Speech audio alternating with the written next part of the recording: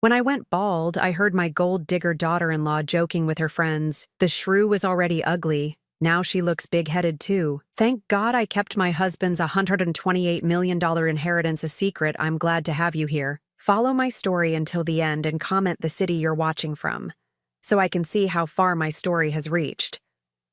I never thought the sound of laughter could cut so deep until I heard it coming from my own kitchen, aimed directly at me.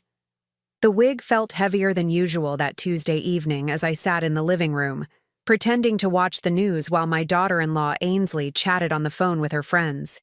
The chemotherapy had taken everything from me: my hair, my energy, my appetite. But I was trying so hard to hold on to what little dignity I had left.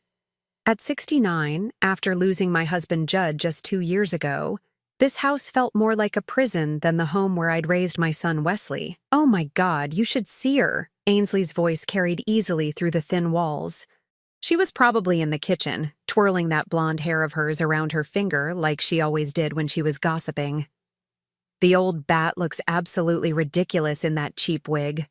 I swear the woman was already ugly before the cancer, but now she looks like a bald eagle trying to wear a Halloween costume. My hands trembled as I gripped the remote control. The news anchor's voice became background noise as my heart started pounding in my chest. I knew Ainsley had never liked me, but hearing her talk about my cancer, about my appearance during the worst time of my life, felt like a knife twisting in my stomach. I'm telling you, Sarah, living with her is like having a walking corpse in the house, she continued, her voice getting louder with excitement.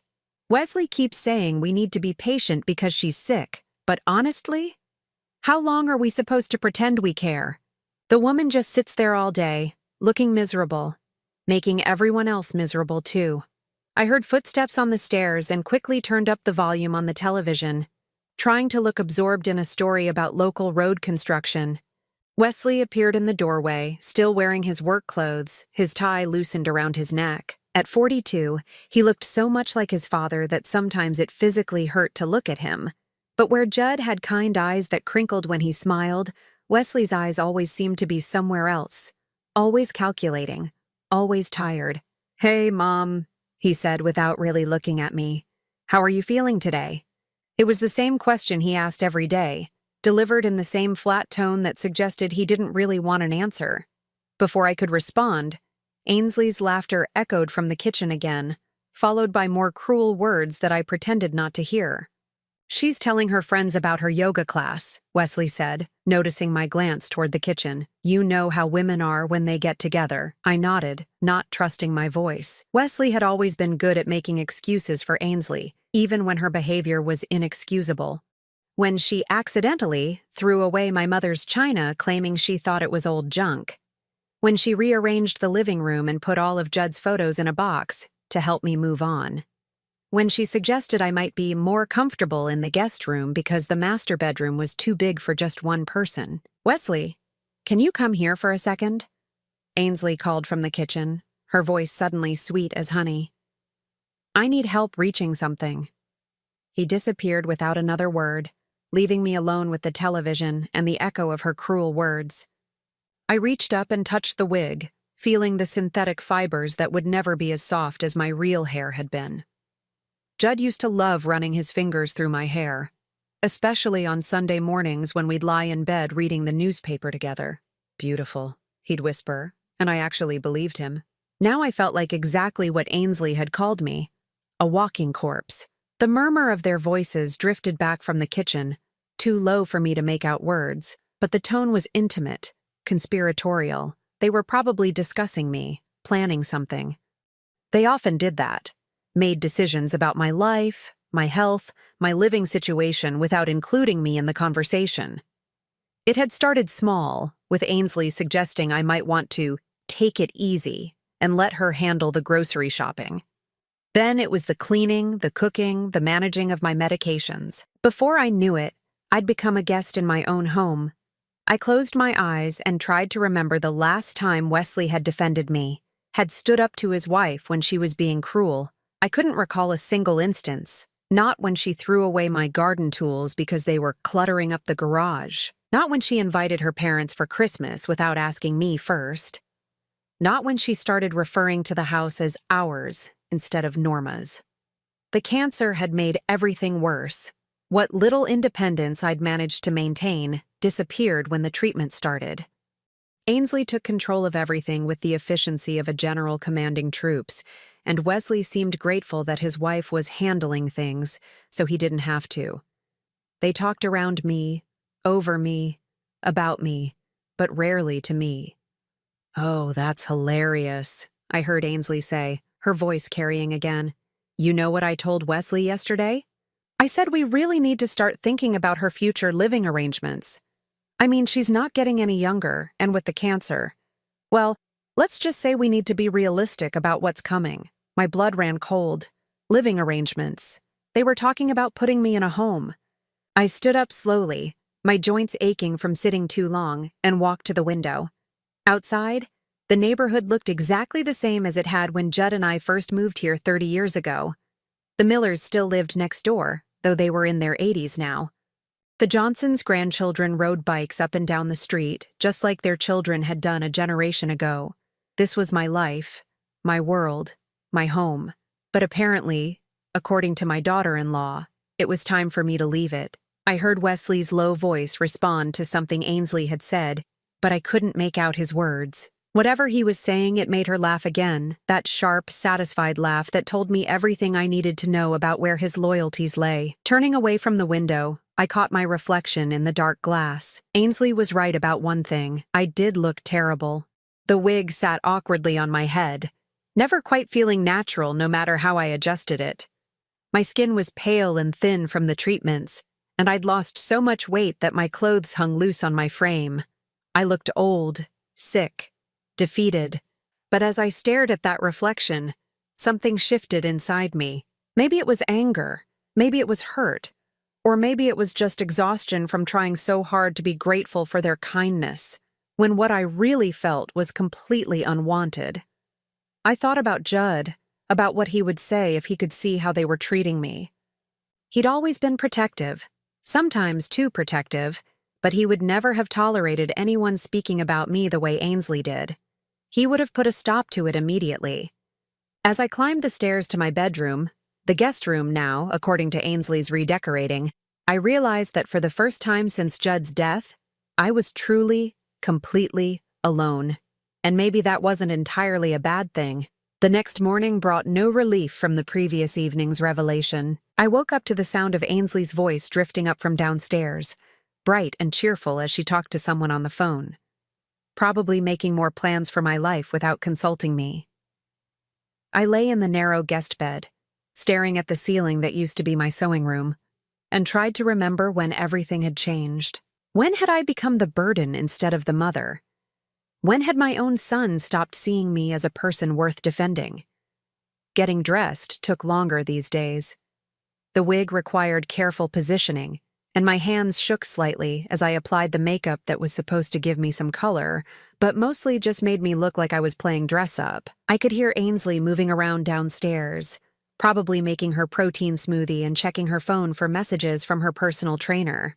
She was always so focused on maintaining her appearance, so conscious of how she looked to the world. When I finally made it to the kitchen, she was sitting at the breakfast bar with her laptop open, typing rapidly. She looked up when I entered, and for just a moment, I saw something flash across her face. Not quite guilt, but close enough to make her voice overly bright when she spoke. "Good morning, Norma. How are you feeling today? You look better." The lie hung in the air between us. We both knew I looked terrible, and her attempt at kindness only made it worse. "I'm fine," I replied, moving toward the coffee maker, but Ainsley was already up, blocking my path with what she probably thought was helpfulness. "Oh, let me get that for you. You shouldn't be lifting heavy things." She poured coffee into a mug. Not one of my good china cups, but a plain ceramic one that looked like it came from a gas station. "I was just talking to my friend Michelle about assisted living facilities. Have you ever thought about what you might want when you're ready to make that transition?" The coffee turned bitter in my mouth. Transition? Well, she settled back onto her stool, her voice taking on that patient tone people use with children or invalids. "We all have to think about these things eventually. especially after serious health issues. I was telling Wesley last night that we really should start exploring options, just to be prepared. I wrapped my hands around the warm mug, trying to steady myself. I'm not ready for a nursing home, Ainsley. Oh, not a nursing home. She laughed as if the idea was ridiculous. I'm talking about those lovely assisted living communities. They're like apartments, but with help when you need it. Meals provided, activities, people your own age to socialize with. It might be exactly what you need right now. What I needed was to be treated with respect in my own home, but I didn't say that. Instead, I took another sip of coffee and watched her face. She was excited about this idea, I could tell. Her eyes were bright, and she kept glancing at her laptop screen as if she'd already been researching places. I think it's wonderful that you're thinking ahead, I said carefully. But I'm not ready to make any big decisions right now. Her smile tightened just slightly. Of course not. I just think it's good to have information, don't you? Wesley worries about you being alone during the day when we're both at work. What if something happened? What if you fell or had a reaction to your medication? It was a reasonable concern, presented in a reasonable way, but I could hear the underlying message. I was becoming a liability, a responsibility they didn't want to carry. The solution was to move me somewhere else where I'd be someone else's problem. I appreciate your concern, I said, but I've been managing just fine. Have you, though? The question came out sharper than she'd probably intended. She caught herself and softened her tone. I mean, I've noticed you've been having some trouble with things lately. Yesterday you left the stove on after making tea. Last week you forgot to take your evening medication. These things happen, especially when someone's been through what you've been through. But she was right, and that made it worse. The treatments had affected my memory, my concentration. There had been small incidents, minor oversights that I'd hoped no one had noticed. But apparently Ainsley had been keeping track, building a case. Maybe we could start with some in-home help, I suggested. Someone to come in a few hours a week. That's so expensive, though, she said quickly. And strangers in the house. I'd worry about security, wouldn't you? At least in an assisted living facility, everything's supervised and safe. I set down my coffee cup and looked at her directly. She was 28 years old, with perfect blonde hair and a body that she maintained with expensive gym memberships and weekly spa treatments. She wore designer clothes and carried purses that cost more than my monthly grocery budget. She'd never worked a day in her life before marrying Wesley, and even now her job at an art gallery was more hobby than necessity. Ainsley, I said slowly, I know you mean well, but this is my home. Judd and I bought this house together, raised Wesley here. I'm not ready to leave. Something flickered in her eyes then, something cold. But is it really fair to Wesley? He's working so hard to support both of us, and then he comes home worried sick about whether you're okay. It's affecting his health, his job performance. I just think if you really love him, you'd want what's best for him. The manipulation was so smooth, so expertly delivered, that I almost admired it. She'd turned my desire to stay in my own home into a selfish act that was hurting my son. Wesley, who made 6 figures at his corporate job and could easily afford to hire help if he was truly concerned about my welfare. Where is Wesley this morning? I asked. He had an early meeting. But we talked about this last night, and he agrees that we need to start making plans. He's just too sweet to bring it up with you directly. You know how he hates to upset people. Sweet. That was one word for it. Another word might be cowardly. I heard a car door slam outside and looked through the window to see Wesley getting out of his sedan. He must have forgotten something. As he walked up the path to the front door, I watched Ainsley's posture change subtly. Her shoulders straightened, her expression became more animated, more concerned. Morning again, Wesley said as he came into the kitchen, loosening his tie. I forgot my presentation folder. He kissed Ainsley on the cheek and nodded at me. How are you feeling, Mom? Ainsley was just telling me about some assisted living facilities she's been researching, I said, watching his face carefully. He shot a quick glance at his wife, and I saw something pass between them. They'd definitely discussed this, probably in detail. Well, he said slowly, it's not a bad idea to have information, just in case. Just in case of what? Another look between them. Wesley cleared his throat. You know, Mom, if your health gets worse, or if you decide you want more social interaction, some of those places are really nice. Like resort communities, with medical staff on site, Ainsley added helpfully, and activities programs. You might actually enjoy it. I looked at my son, this man I'd raised from a baby, and tried to find some trace of the boy who used to crawl into my lap when he was scared, who cried when he had to leave me on his first day of school. That boy had loved me unconditionally. This man was looking at me like I was a problem to be solved. I'm not ready, I repeated firmly. When I am, I'll let you know. Wesley's jaw tightened slightly. Mom, we're just trying to help. Ainsley's put a lot of time into researching this, and I didn't ask her to. The words came out harder than I'd intended, and the kitchen fell silent. Ainsley's eyes widened with what looked like hurt, but I caught the flash of anger underneath. I was trying to be helpful, she said softly. I thought you'd appreciate someone caring enough to look into your options. I was the ungrateful one, the difficult mother-in-law who couldn't appreciate her daughter-in-law's thoughtfulness. The game was rigged, and I was tired of playing. I need to get going, Wesley said, grabbing his folder from the counter. We'll talk about this later, okay? He kissed Ainsley goodbye and squeezed my shoulder briefly before heading out. The gesture might have been comforting if it hadn't felt so much like a dismissal. Ainsley and I sat in silence for a few moments after his car pulled away. Then she closed her laptop and stood up, smoothing down her designer workout clothes. I know change is scary, she said in that patient voice again, but sometimes it's exactly what we need. I'm going to keep looking at places, just so we have options when you're ready to think about it. She left the kitchen, and I heard her go upstairs to their bedroom.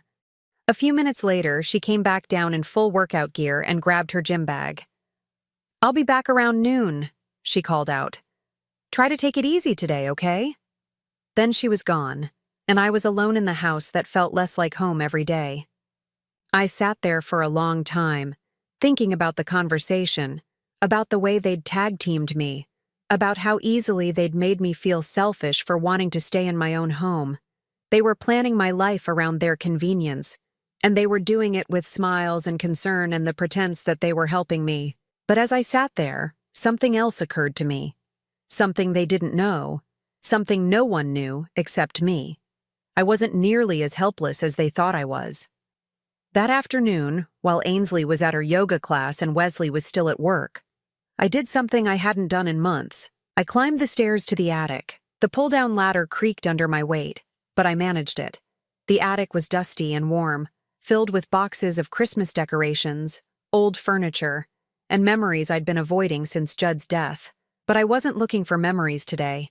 I was looking for something much more practical. In the far corner, behind a stack of boxes labeled Wesley's school papers, in my own handwriting from decades ago, I found what I was searching for. A small metal lockbox that looked unremarkable, the kind you might use for important documents or a few pieces of jewelry. Ainsley had probably seen it during one of her organizing sessions and dismissed it as just another piece of old junk. She had no idea what was inside. My hands trembled slightly as I carried the box back down to my bedroom and closed the door. I hadn't opened it since the day after Judd's funeral, when grief and shock had made everything feel surreal and distant. Now, sitting on the edge of the narrow guest bed, I turned the small key that I kept hidden in my jewelry box. Inside were documents that would change everything if Wesley and Ainsley ever discovered them. Bank statements, investment portfolios, account numbers, and passwords. All of it carefully organized in Judd's meticulous handwriting, along with a letter addressed to me in his familiar script. I picked up the letter with shaking hands. I'd read it once before, 2 years ago, but the words had barely registered through my grief. Now they felt like a lifeline. My dearest Norma, it began. If you're reading this, then I'm gone, and you're probably feeling lost and alone. I wish I could be there to hold you through this, but since I can't, I'm leaving you something else instead. Freedom. I had to stop reading for a moment to wipe my eyes. Even in death, Judd was still trying to take care of me. I never told you about the investments because I didn't want you to worry about money or change how you lived your life. But over the years, through some careful planning and a few lucky breaks, I managed to put aside more than we ever needed. Much more. The letter went on to detail accounts I'd never known existed, investment portfolios that had been growing quietly for decades, real estate holdings in other states, business partnerships that continued to generate income even after his death. All of it hidden from everyone, including Wesley, including the lawyers who'd handled the official estate, the house, the cars, the checking account. All of that was just what I wanted people to see, he'd written. This is what I wanted you to have. Complete financial independence, so you'll never have to depend on anyone who doesn't truly love and respect you. The numbers were staggering. $128 million, split across multiple accounts, invested in stable funds, and managed by a discreet private banking firm in another state. Enough money to buy a mansion, travel the world, hire a full staff of caregivers, or simply live comfortably for the rest of my life without ever having to ask anyone for anything. And Wesley and Ainsley had no idea it existed. I leaned back against the pillows, the letter still in my hands, and thought about this morning's conversation, about Ainsley's research into assisted living facilities, about Wesley's concerned looks and his willingness to go along with his wife's plans, about how they'd made me feel like a burden, like someone whose wishes didn't matter. They thought I was dependent on them. They thought I had nowhere else to go. They were wrong. The letter continued. I know our son, and I love him, but I also know his weaknesses. Wesley has always been easily influenced by people who are more decisive than he is. If he marries the wrong woman, if he falls in with the wrong crowd, if he starts making decisions based on what's easy rather than what's right, I don't want you to suffer for it. Judd had been more perceptive than I'd given him credit for. He'd seen something in Wesley that I'd refused to acknowledge, a weakness of character that made him susceptible to manipulation. And when Ainsley came along with her beauty and her confidence and her willingness to make all the decisions, Wesley had gladly handed over control. The money is yours, the letter concluded. Use it however you see fit. Travel, donate to charity, buy yourself everything you've ever wanted, or just keep it as security. But whatever you do, don't let anyone make you feel powerless. You're not a burden, Norma. You're not dependent. You're not at anyone's mercy. You're free. I folded the letter carefully and put it back in the box. Then I picked up one of the bank statements and stared at the balance. Even after 2 years of growth, the number seemed impossible. I was one of the wealthiest women in the state, and I was sitting in a guest room wearing a wig and being told by my daughter-in-law that I needed to consider my living arrangements. The irony was almost funny. I heard a car in the driveway and quickly locked the box, hiding it in the back of my closet behind some old coats. A few minutes later, Ainsley's voice carried up the stairs. Norma, I'm back. I picked up some groceries. I went downstairs to find her unpacking organic vegetables and expensive yogurt in the kitchen. She looked glowing and energetic from her workout, her blonde hair pulled back in a perfect ponytail. How was your afternoon? She asked, not really looking at me as she organized the refrigerator. I hope you got some rest. It was fine, I said. Quiet. Good. You need your rest. She closed the refrigerator and turned to face me with that bright smile. Oh, I had the most wonderful conversation with Michelle at yoga. Her mother-in-law just moved into this amazing place called Sunset Manor. It's like a resort. They have a pool, a library, organized activities, even a beauty salon on site. And the best part is, it's only about 20 minutes away, so we could visit all the time. I nodded politely while she talked, but inside I was calculating. 20 minutes away. Close enough for them to feel like they were being dutiful children, far enough away that they wouldn't have to deal with me on a daily basis. Perfect for their needs. I was thinking, she continued, maybe we could drive by there this weekend. Just to look at the grounds, you don't have to commit to anything, but it might help to see what these places actually look like. That's thoughtful of you, I said carefully, but I'm still not ready to make any changes. Her smile flickered slightly. I know, but sometimes seeing our options can help us feel more comfortable with the idea of change. And honestly, Norma, I think you might really enjoy having people around who understand what you're going through. Other women who've dealt with health issues, who know what it's like to lose a spouse. The manipulation was subtle but clear. I was isolated, damaged, in need of help that she and Wesley couldn't provide. The solution was to put me somewhere with my own kind, other sick, elderly, displaced women. "I'll think about it," I said. "Wonderful." She clapped her hands together. "I'll make some calls and see if we can schedule a tour. Oh, and I wanted to ask you about something else. Wesley and I have been talking about redoing the master bathroom. It's so outdated, and since you're not using it anymore anyway." She kept talking, making plans for renovations to my house, improvements that would benefit her and Wesley. As she spoke, I found myself calculating again. The bathroom renovation she was describing would probably cost $20,000. I could pay for it with the interest from just one of my accounts and not even notice the expense. But I wasn't going to tell her that. Instead, I listened to her plans and nodded at appropriate intervals while privately marveling at the position I found myself in.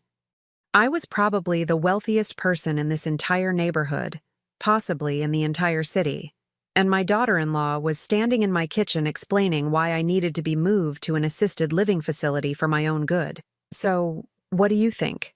she asked, finally winding down her bathroom renovation monologue. "It sounds lovely," I said. "I'm sure you and Wesley will be very happy with whatever you decide." She beamed at me, apparently interpreting my response as enthusiasm for her plans. "I'm so glad you're being so positive about all of this. Change can be hard, but sometimes it's exactly what we need to move forward with our lives." After she went upstairs to shower, I sat in the kitchen thinking about Judd's letter, about the secret he'd kept, about the freedom he'd tried to give me. He'd known this day would come, the day when I'd have to choose between accepting their vision of my life or creating my own.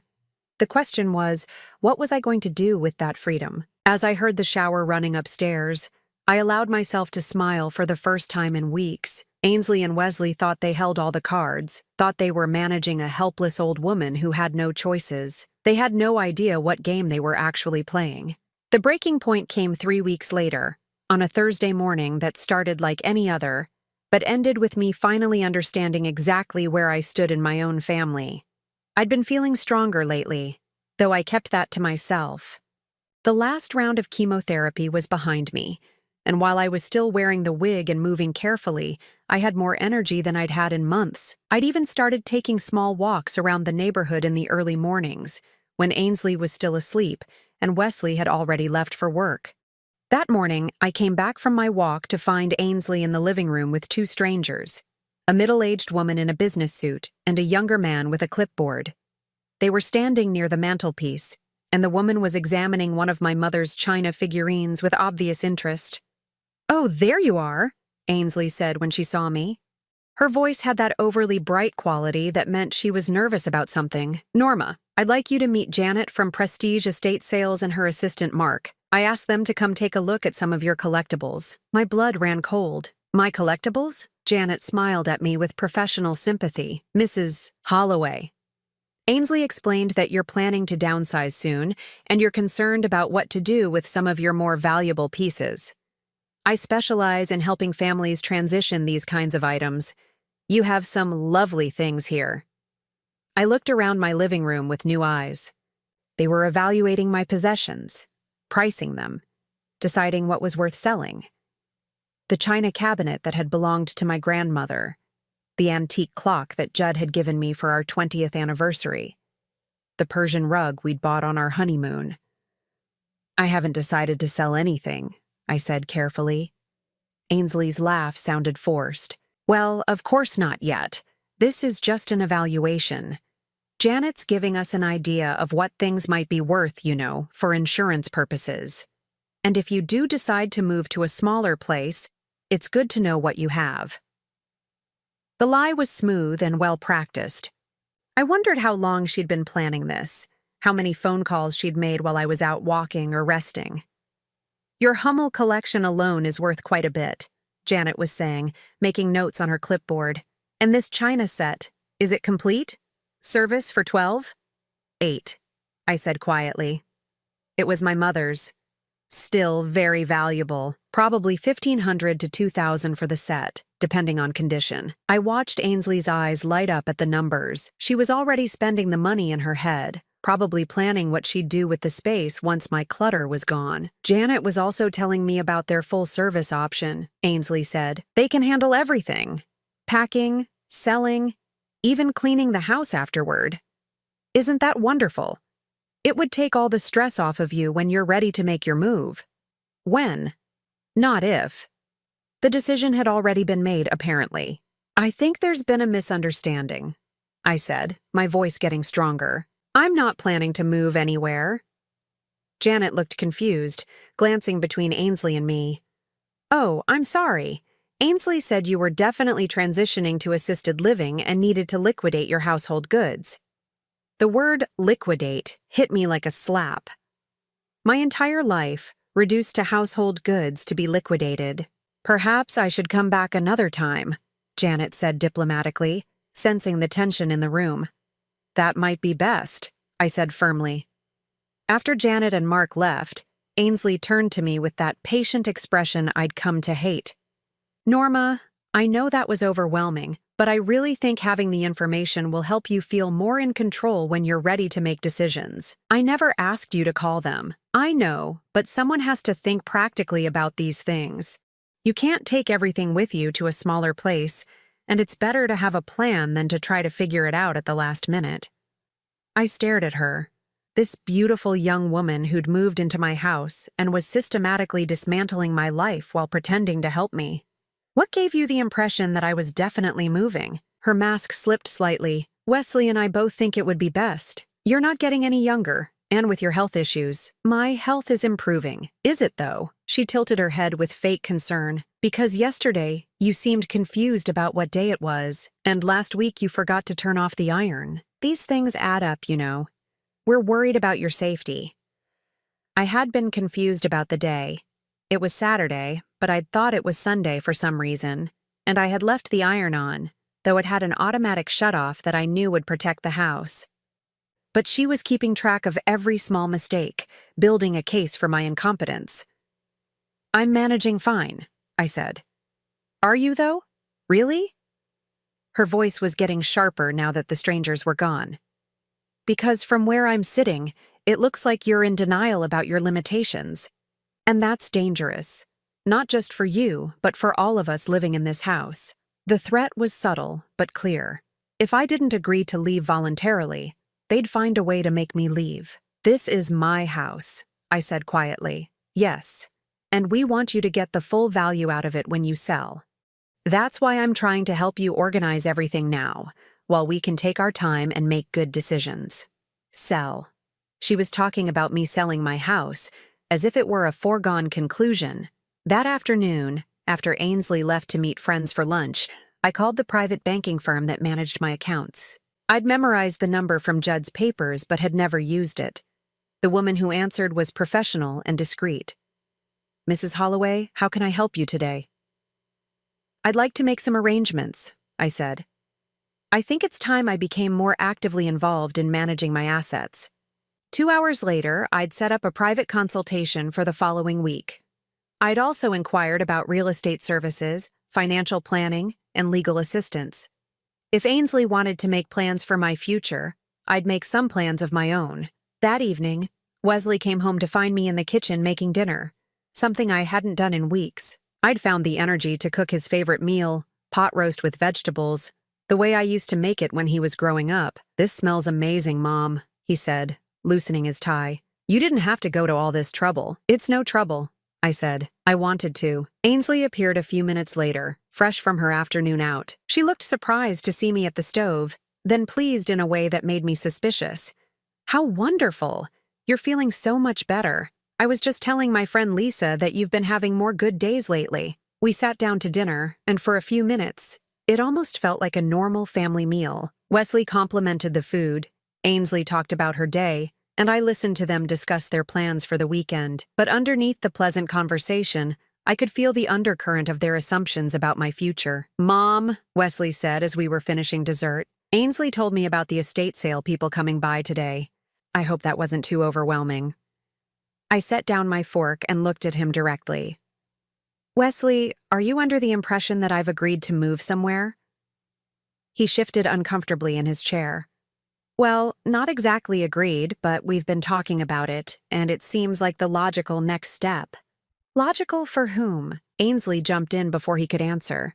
For everyone, really. You'd have medical care available, social activities, no worries about maintaining a house or cooking or cleaning. And Wesley and I wouldn't have to worry about you being alone all day. What if I hired some help instead? Someone to come in a few hours a day. They exchanged one of their looks. That's expensive, Wesley said. And you'd still be basically alone most of the time. How expensive? I asked. Another look between them. They didn't think I could afford it, didn't think I had any real options except to go along with their plans. It doesn't matter, Ainsley said firmly. The point is, assisted living would be so much better for you. More comprehensive care, built-in social opportunities, and peace of mind for all of us. I nodded thoughtfully. I understand your concerns, but I need you both to understand something too. This is my life, and I'll make my own decisions about how to live it. Wesley's jaw tightened. Mom, we're just trying to help. You're not thinking clearly about what's practical. I'm thinking more clearly than you know. After dinner, I helped clean up and then excused myself to my room.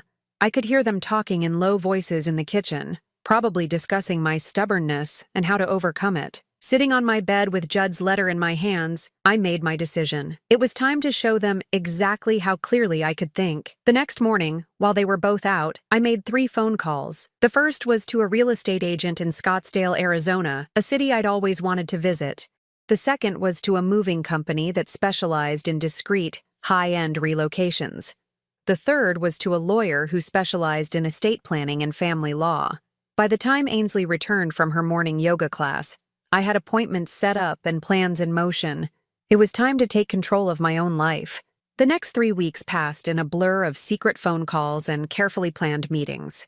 While Ainsley researched assisted living facilities and Wesley worked long hours to provide for the family, I was orchestrating the most liberating period of my life. My first meeting with Margaret Chen, the private banker, took place in downtown Phoenix, while Ainsley thought I was at a doctor's appointment. Margaret was a sophisticated woman in her 50s who treated me with the respect and attention that someone with my financial resources deserved. For the first time in months, I felt like my opinions mattered. Mrs. Holloway, she said, reviewing the portfolio Judd had left me, you have an impressive array of assets. Your late husband was quite astute in his investments. What are your goals for these funds? Independence, I said without hesitation. Complete independence. She smiled. I think we can arrange that. By the end of our meeting, I had authorized the purchase of a beautiful condominium in a luxury retirement community in Scottsdale. Not the kind of assisted living facility Ainsley had been researching, but an active adult community where I could live completely independently while having access to amenities and social opportunities. The unit I'd chosen had 2 bedrooms, a spacious kitchen, a balcony overlooking the golf course, and cost more than most people's houses. I paid cash. The moving company consultation happened the following week while Ainsley was at her book club. The coordinator, a discreet woman named Patricia, walked through my house with me, making notes about what I wanted to take and what I was leaving behind. The china, the antiques, the family photos, definitely, I told her. Most of the furniture can stay. I'm buying new pieces for the new place. And the timeline? Patricia asked. 2 weeks from today. She raised an eyebrow. That's quite quick for a move of this scope. I've waited long enough to start my new life. The hardest part was keeping the secret. Every day I watched Wesley and Ainsley make plans for my future, their future really, while I quietly prepared to disappear from their control entirely. Ainsley showed me brochures for Sunset Manor, the facility she'd decided was perfect for me. Wesley made concerned comments about my episodes of forgetfulness, building the case for why I needed professional care. If they had paid attention, they might have noticed that my episodes were becoming less frequent, that I was moving with more energy, that I seemed less defeated than I had in months, but they were so focused on their narrative of my decline that they missed the signs of my recovery. 3 days before my planned departure, Ainsley presented me with what she clearly thought was wonderful news. I have amazing information, she announced, bouncing into the kitchen where I was having my morning coffee. I spoke with the director at Sunset Manor yesterday and they have an opening. A lovely corner unit with a garden view. It's available immediately. Immediately? I repeated. Well, within the week. I know it seems fast, but good spots don't stay available long, and this one is perfect for you. I took the liberty of putting down a small deposit to hold it. I felt a cold anger settle in my chest. She'd put down a deposit without asking me, without even pretending to care about my opinion. You put down a deposit, just to hold the spot, fully refundable if you decide against it, but I thought you'd want me to secure it. The waiting list for units like this is months long. I sipped my coffee, buying myself time to think. In 3 days, I would be gone. All I had to do was continue the charade for 72 more hours. When would I need to move in? I asked. This weekend would be ideal. That way Wesley can help with the transition, and we can get you settled before he has to go back to work on Monday. This weekend. The same weekend I was planning to disappear to Arizona. That does seem fast, I said carefully. I know, but sometimes these opportunities come up and you have to grab them. I've already started packing some of your things, just the essentials, so the transition will be easier. My blood ran cold. You've been packing my things? Just some clothes and personal items. I didn't want you to have to worry about it. Everything's very organized, and I was careful with your delicate items. I excused myself and went upstairs to find that Ainsley had indeed been through my belongings. My closet was half empty with clothes neatly folded in boxes. My dresser drawers had been reorganized. She'd even packed some of my jewelry, though thankfully she'd missed the small box where I kept the key to Judd's lockbox. The violation was complete. She wasn't just planning my future anymore. She was actively dismantling my present. That evening, Wesley came home with paperwork from Sunset Manor. I stopped by today during lunch, he said, spreading the forms out on the dining room table. It really is a nice place, Mom. Clean, friendly staff, good security. I think you'll be happy there. I looked at the admission forms, the medical questionnaires, the financial disclosure statements. They wanted to know about my income, my assets, my insurance coverage. Standard procedure for a facility that cost $8,000 a month. This is expensive, I said. We've worked it out, Wesley said. Your Social Security and Dad's pension will cover most of it, and Ainsley and I can help with the difference. We want you to have the best care available. They thought my total monthly income was about $3,000. They had no idea that the interest from my investments was more than 10 times that amount. You'd do that for me? I asked. Of course, Ainsley said, squeezing my hand. We're family. We take care of each other. Family? The word felt bitter in my mouth. I signed the papers. The next morning, while they were both out, I made my final preparations. I called Patricia to confirm the moving schedule. I transferred additional funds to my new bank account in Arizona. I arranged for my mail to be forwarded to a private mailbox service. By noon, everything was in place. That afternoon, I sat Ainsley and Wesley down in the living room. I've been thinking about what you said, I began. About Sunset Manor, about making a fresh start. They both leaned forward, eager to hear my capitulation. You're right, I continued. It's time for me to make a change. Time for me to stop being a burden on your lives. Mom, you're not a burden, Wesley started, but I held up my hand. Let me finish. I've decided that you're right about everything. I need more care than you can provide. I need to be around people my own age, in a place designed for my needs. Ainsley's face lit up with triumph. Oh, Norma, I'm so glad you're being open to this. I think you're going to love it at Sunset Manor. Actually, I said calmly, I won't be going to Sunset Manor. They both froze. I've made other arrangements. I'm moving to Arizona, to a lovely retirement community in Scottsdale. I leave on Saturday. The silence that followed was deafening. Arizona? Wesley finally managed. Mom, that's across the country. It's exactly what I need, I said. Sunshine, dry air, a fresh start somewhere that no one knows me as the sick old woman I've been these past 2 years. But we've already put down deposits, Ainsley sputtered.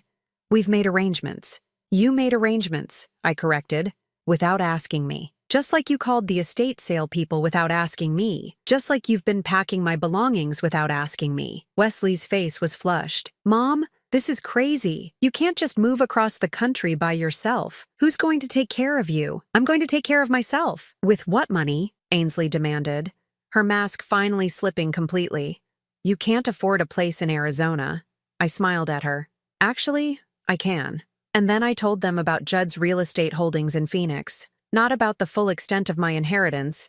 They didn't deserve to know that. But enough to explain how I could afford to relocate. I told them about the small apartment I'd purchased, about the modest nest egg I'd discovered among Judd's papers. They were stunned into silence. The movers come tomorrow, I said. I'll be taking my personal belongings, the china, some furniture. Everything else stays with the house. You can't sell the house, Wesley said frantically. This is our home. I'm not selling it, I said calmly. I'm giving it to you. Consider it an early inheritance. The relief on their faces was almost comical. They'd get the house, they'd be rid of me, and they wouldn't have to pay for assisted living. From their perspective, this was the perfect solution. But Arizona is so far, Wesley said, making one last attempt at seeming like a caring son. How will we visit? I'm sure you'll manage, I said, if you want to. As I went upstairs to finish my packing, I could hear them talking in excited whispers.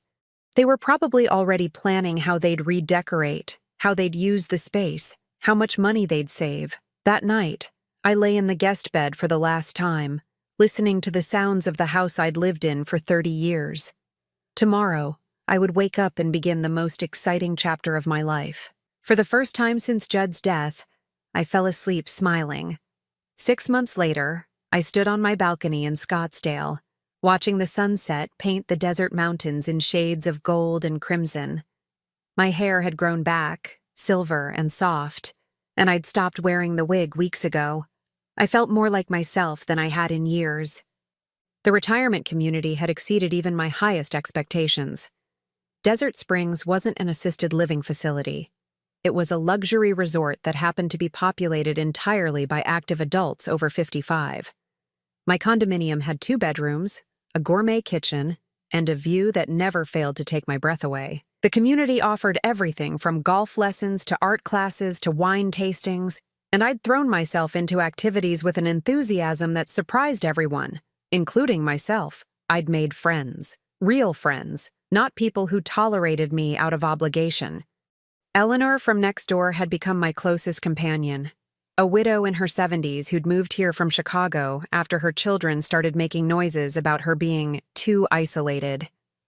Like me, she'd discovered that sometimes the best chapters of your life don't begin until you stop letting other people write them for you. You look happy, said a voice behind me.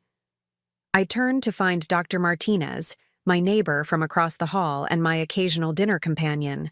He was a retired physician who'd lost his wife 3 years ago, and understood what it meant to rebuild a life from scratch. I am happy, I said, and meant it completely. We stood together in comfortable silence, watching the last of the daylight fade. These moments of simple contentment had become precious to me. For so long, I'd forgotten what it felt like to exist, without constantly worrying about someone else's approval, or managing someone else's emotions. Any word from your family? Dr. Martinez asked gently. I smiled. Wesley calls every few weeks. Very dutiful phone calls where he asks about my health and tells me about work. Ainsley usually gets on for a minute or two to say hello. What I didn't tell him was how those conversations felt. Polite, distant, careful. Wesley still couldn't quite believe I'd managed to relocate successfully without his help. Ainsley was clearly annoyed that I hadn't fallen on my face and come crawling back, needing rescue. They'd expected me to fail, to prove that their concerns about my independence had been justified. Instead, I'd thrived. In the past 6 months, I'd taken a pottery class and discovered I had a talent for it. I'd joined a book club that actually read challenging literature instead of just gossiping over coffee. I'd started volunteering at a local animal shelter, something I'd always wanted to do but never had time for when I was constantly managing other people's needs. Most importantly, I'd started using Judd's money the way he'd intended, to give me freedom and choices. I'd hired a part-time housekeeper, not because I needed the help, but because I could afford it and it freed up my time for things I enjoyed more than cleaning. I'd bought a beautiful new car, a silver SUV that made me feel confident and capable on the road. I'd even taken a trip to Europe, something Judd and I had always planned to do someday. Someday had turned out to be now, and it had been everything I'd hoped it would be. My phone rang, interrupting my thoughts. Wesley's name appeared on the screen. I should take this, I told Dr. Martinez. Family. He nodded and went back to his own condo, giving me privacy for the call. Hi, Wesley. Hey, Mom. How are you feeling? The same question, asked in the same careful tone, as if he were still waiting for me to admit I'd made a mistake. I'm wonderful. How are you and Ainsley? We're good. Busy. Ainsley's been redecorating the master bathroom. You remember the project she mentioned before you moved? I remembered. The $20,000 renovation that they couldn't afford but felt entitled to because they thought I was too poor and sick to have opinions about my own house. That's nice. I hope she's happy with it. She is. She posted some pictures on social media if you want to see them. I didn't, but I made appropriate noises. Mom, I wanted to ask you something. Wesley continued, his tone shifting slightly. Are you really okay out there? Financially, I mean? There it was. The real reason for the call. I'm fine, Wesley. More than fine. It's just, some of the neighbors mentioned that you have a very nice place and you've been traveling, and I know Dad didn't leave that much money. I smiled. Someone had been checking up on me, probably trying to figure out how I was affording my lifestyle. The truth was starting to worry them. Your father was more careful with money than either of us realized, I said, which was technically true. How much more careful? The question hung in the air between us. I could hear the greed in it, the calculation. Even now, even after they'd gotten the house and gotten rid of me, they were wondering if there was more they should have gotten. Enough for me to live comfortably, I said. You don't need to worry about me. I'm not worried about you exactly. I just want to make sure you're not spending money you can't afford to spend. Sometimes when people are on their own for the first time, they make poor financial decisions. The condescension in his voice made my jaw clench. Even now, he couldn't quite accept that I was capable of managing my own life. Wesley, I said calmly, I'm 69 years old. I managed a household budget for over 40 years, raised you, and helped your father build a successful life. I think I can handle my own finances. Of course, Mom, I didn't mean. I just care about you. After we hung up, I sat on my balcony thinking about that conversation. Wesley did care about me in his way. But his care came with conditions, with the expectation that I would remain the manageable, grateful mother who deferred to his judgment and accepted his version of what was best for me. The doorbell rang, interrupting my thoughts. When I opened it, I found Eleanor holding a bottle of wine and grinning. Margaret Chen called, she said, walking past me into my living room. The investment portfolio hit another milestone. Time to celebrate. Eleanor was the only person who knew about my real financial situation. She'd introduced me to Margaret, had been my companion on the European trip, and had become the sister I'd never had. She understood what it meant to be underestimated by your own family. How much this time? I asked, getting glasses from the kitchen. $8.2 million in growth this year alone. Judd really knew what he was doing. I poured the wine and we settled on my couch, looking out at the twinkling lights of the desert community. Do you ever think about telling Wesley? Eleanor asked. Sometimes, but then I remember how they treated me when they thought I was helpless, and I realize they don't deserve to know. What will you do with it all? Yeah, I'd been thinking about that a lot lately. The money was more than I could ever spend, even if I lived another 30 years in luxury.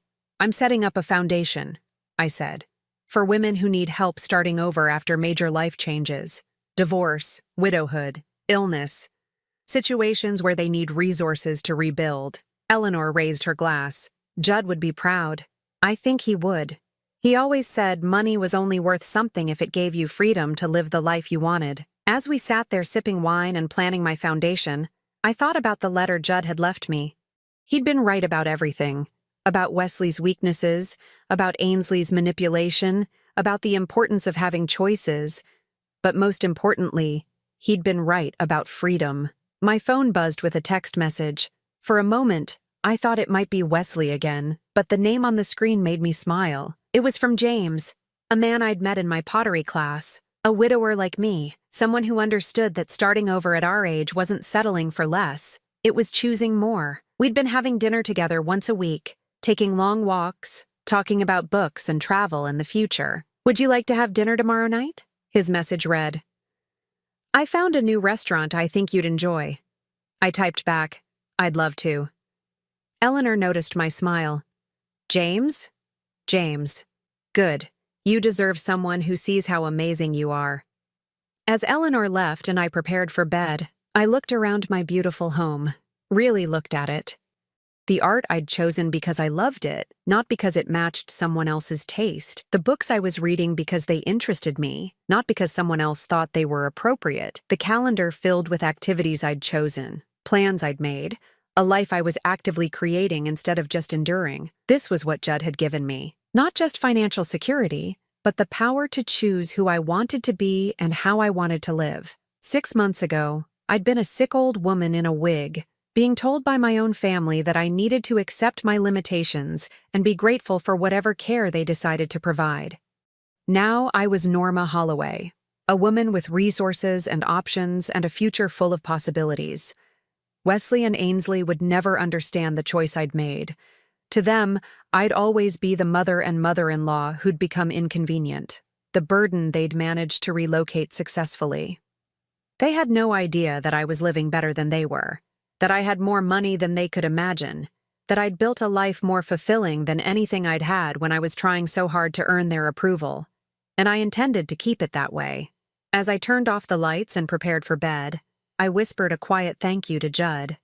He'd known exactly what gift to leave me. Not just money, but the reminder that I deserved better than settling for whatever scraps of love and respect others were willing to give me. I deserved the life I was finally brave enough to claim. Tomorrow would bring new adventures, new choices, new possibilities, and for the first time in years, I was excited to see what came next. Now I'm curious about you who listened to my story. What would you do if you were in my place?